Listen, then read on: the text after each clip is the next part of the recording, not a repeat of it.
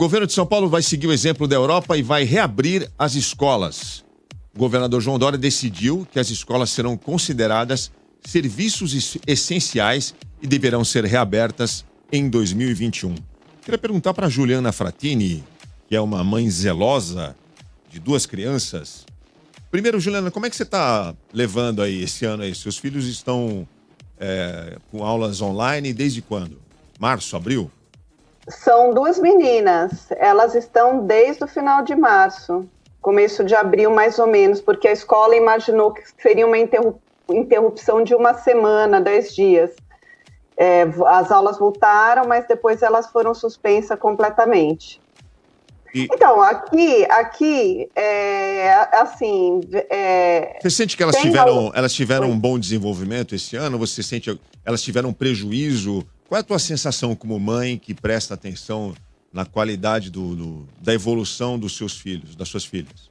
Então, elas são pequenas, elas têm 8 anos. Elas passaram com 7 anos, né, essa pandemia toda.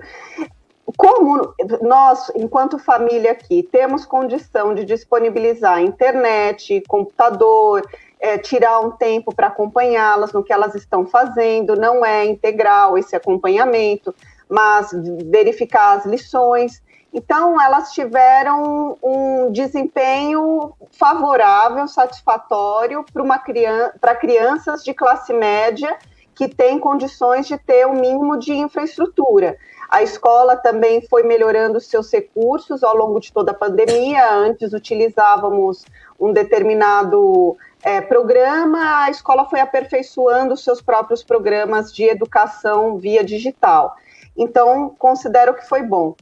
Neste sentido, o prejuízo social foi muito grande, no sentido de ficarem trancadas em casa a maior parte do tempo, se relacionarem muito pouco com os colegas, e a sorte é que elas têm mais ou menos, quer dizer, elas têm a mesma idade, né? Porque elas são gêmeas. Então, elas têm com quem interagir.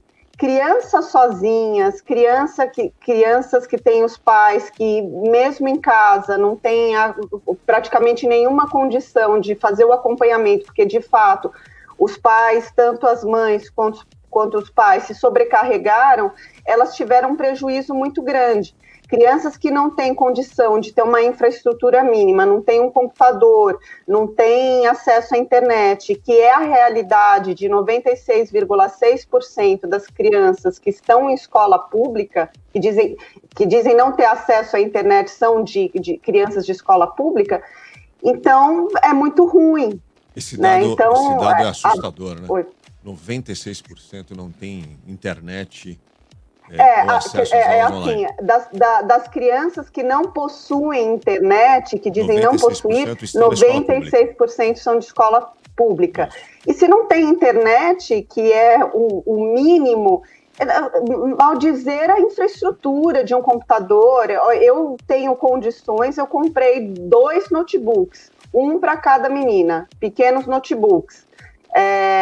Só que assim, porque elas usavam o meu, eu não conseguia trabalhar, né? E as aulas elas não conseguiam fazer em conjunto.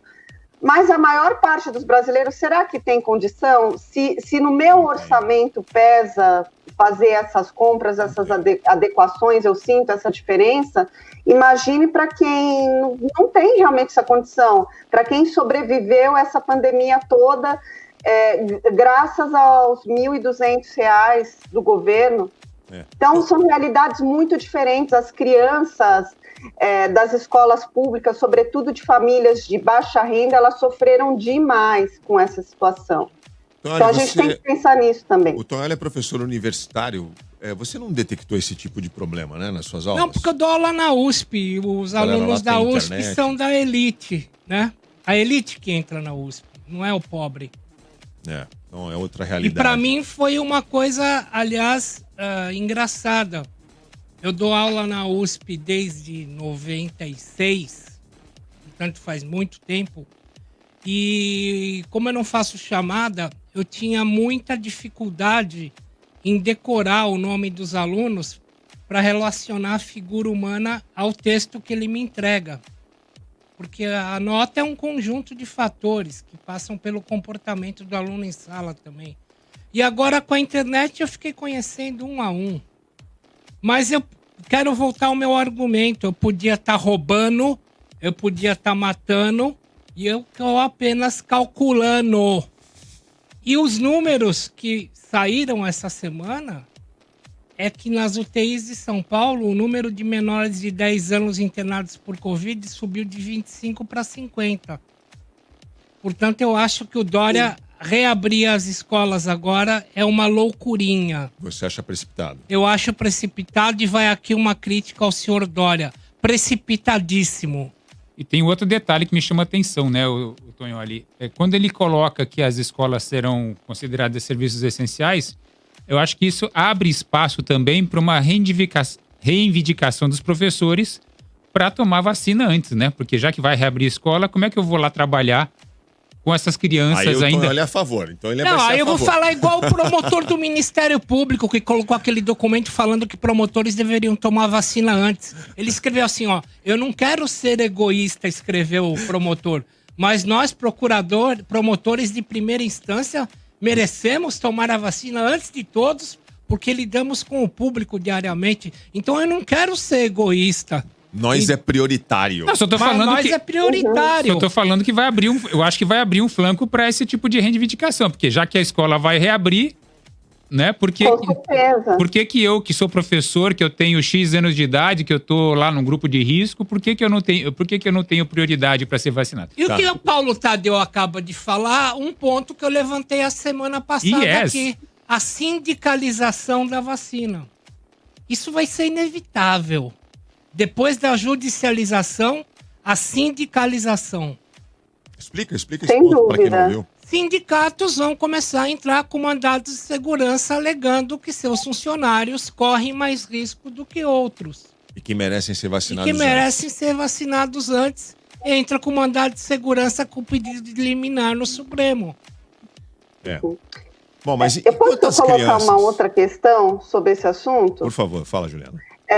Sim, o que o professor Cláudio falou é absolutamente correto. Aumentou o número de crianças infectadas com casos de morte, né? Fora a doença de Kawasaki, que ela, quer dizer, não é que exatamente a doença de Kawasaki, mas muito parecida, que manifesta na criança com Covid, que a criança fica com as palmas avermelhadas, enfim, quem quiser mais informação, procure aí. Mas tem um outro problema, gente. Aumentou muito nessa pandemia o número de crianças abusadas sexualmente. Então, a escola ainda é um ambiente mais seguro para a criança, na minha percepção. É horrível dizer isso, mas a criança não está segura em casa. O lugar que a criança está menos segura hoje é a própria casa.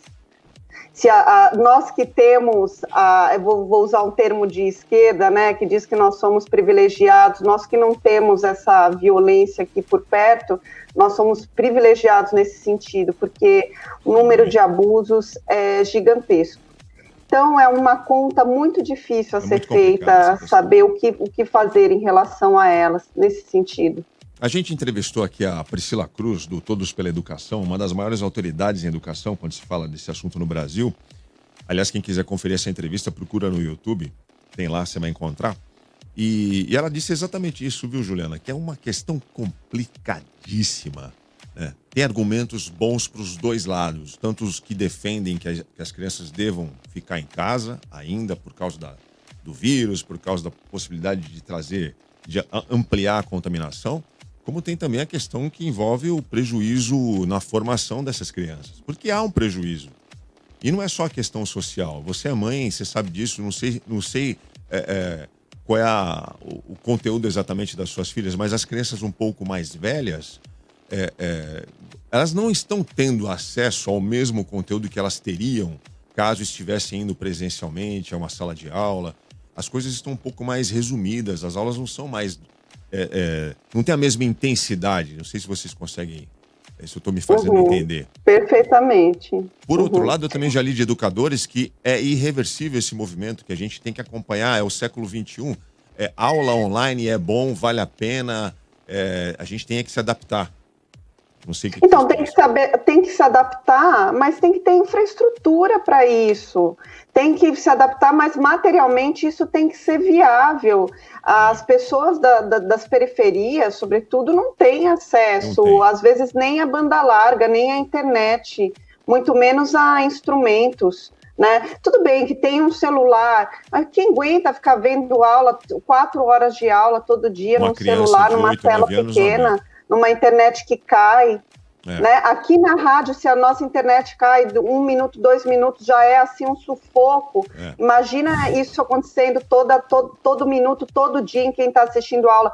Vocês imaginam para quem precisa se preparar para o Enem no ano que vem? É muito complicado. Isso é uma loucura. Olha só, eu vou puxar esse tema da educação que a gente estava conversando aqui, falar do Fundeb. O Senado decidiu resgatar o texto original do relator, o deputado Felipe Rigoni, e os trechos que foram removidos iriam tirar 16 bilhões da escola pública. Juliana, você está acompanhando de perto isso daí? Como é que você viu essa notícia? Estou acompanhando, sim. Essa notícia é boa, né? Lembrando aqui ao ouvinte que o Fundeb foi uma medida provisória que foi incorporada também de maneira provisória na legislação brasileira. Ele deveria acabar no ano de 2020, por isso ele foi revisto.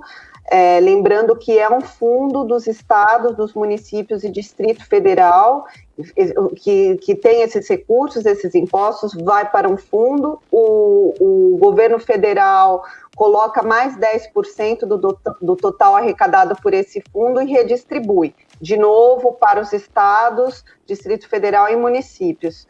Então, agora o Fundeb ele vai ser permanente. O que acontece é que durante esse período em que o projeto estava em tramitação, ele sofreu algumas alterações e uma das propostas era destinar esses 16 bilhões para entidades privadas, sem fins lucrativos, mas privadas, vinculadas a igrejas e ao Sistema S. Mas o Senado não admitiu essas mudanças e quando o Senado não admite, eu quero deixar claro o seguinte, que foram senadores de diversas vertentes ideológicas a dizerem não para essas alterações. Então, teve senador do PSDB, teve senador do MDB, a Simone Tabet, do PP, o Espiridião Amin, teve um senador do PSD do Acre, que agora me fugiu o nome dele, mas a Casa decidiu que recurso do fundo para a educação pública, ele deve permanecer nas escolas públicas somente. Então, de novo, né, tanto perrengue que já se passa, a gente estava discutindo aqui que não tem nem infraestrutura e nem qualidade suficiente, que imaginar tirar qualquer tipo de recurso para destinar para outras instituições, ainda que sem fins lucrativos, é aviltante, né? A gente se sente muito mal com isso. A grande verdade.